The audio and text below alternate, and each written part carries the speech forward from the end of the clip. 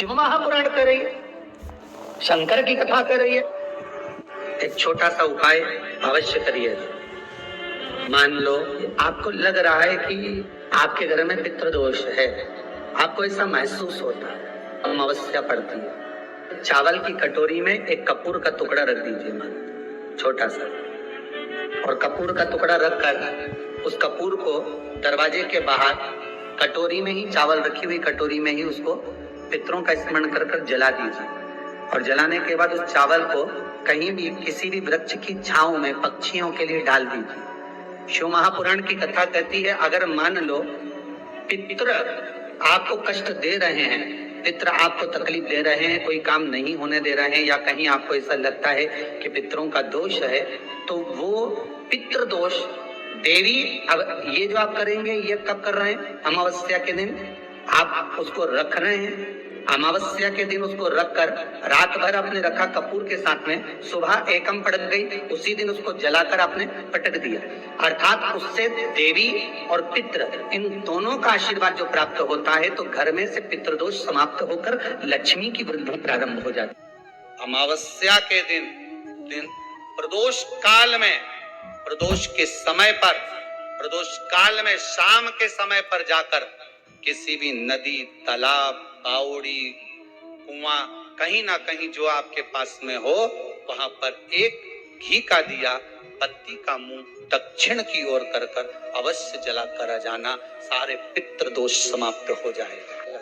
अगर नदी, तालाब, बावड़ी, कुआं नहीं है तो पीपल का वृक्ष हो या बेलपत्री का वृक्ष हो या बट का वृक्ष हो, उसके नीचे लगा दो प्रदोष काल में।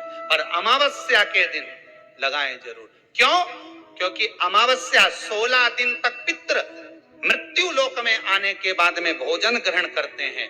अमावस्या के दिन पितृ शाम के समय प्रदोष काल में शंकर भगवान का नाम जाप कर कर नदी, तालाब, बावड़ी पर पानी पीने जाते हैं।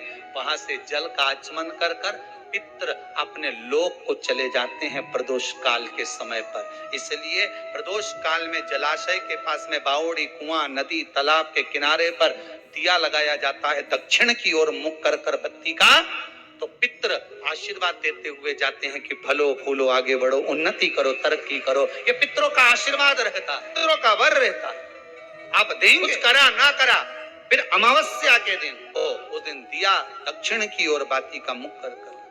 7 स्थान ऐसे हैं जहां चंदन की मात्र उंगलियां लगा देने से ही शिव पितृलोक के पितरों को मुक्ति प्रदान करके वैकुंठ लोक का निवास देते हैं। 7 स्थान, और वो 7 स्थान जो चंदन के बताए गए, पहला भगवान देवाधिदेव महादेव के शिवलिंग पर चंदन का लेपन।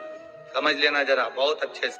आपको लगता है स्वप्न में कोई मुर्दे दिख रहे हैं, या कोई जल रहा है, या कोई मर रहा है, या कोई चला गया है, ऐसा भय लगता है, बच्चों को मानी भेजूंगी ऐसा हो जाएगा। जिनके यहाँ पितृदोष होता है, काल सर्प दोष होता है, वास्तु दोष होता है, उनको ज्यादा कुछ नहीं करना होना।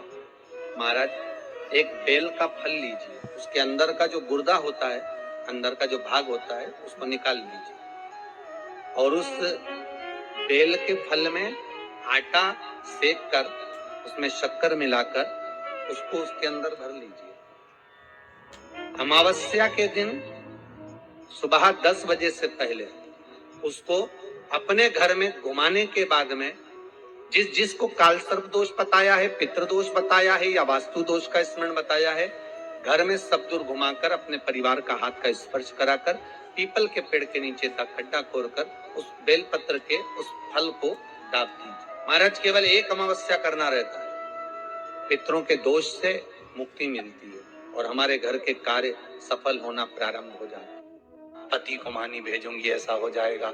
कोई हमारे कोई गलत तो नहीं कर रहा है, आपको लगता है। 7 स्थान चंदन के बताएं, बाबा के शिवलिंग पर, दूसरा गणेश जी पर चंदन की उंगली, तीसरा षडानंद कार्तिकेय पर चंदन की उंगली, चौथा अशोक सुंदरी पर चंदन की उंगली, 5वां जलाधारी पर चंदन की उंगली, छठा जो शिवलिंग का जल बह रहा है इसके ठीक विपरीत की ओर चंदन की उंगली, और 7वां चंदन नंदी के मस्तक के ऊपर जो दो सींग लगे रहते हैं उस पर चंदन की उंगली, ये कब लगाई जाती है?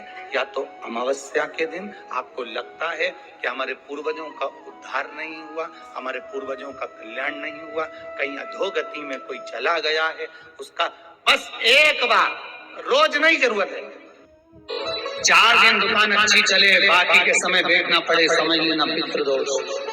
घर में बच्चे चिड़चिड़े हो जाए, गलत संगति में डूब जाए, समझ लो चिड़चिड़ हो रहे हैं, पितृदोष।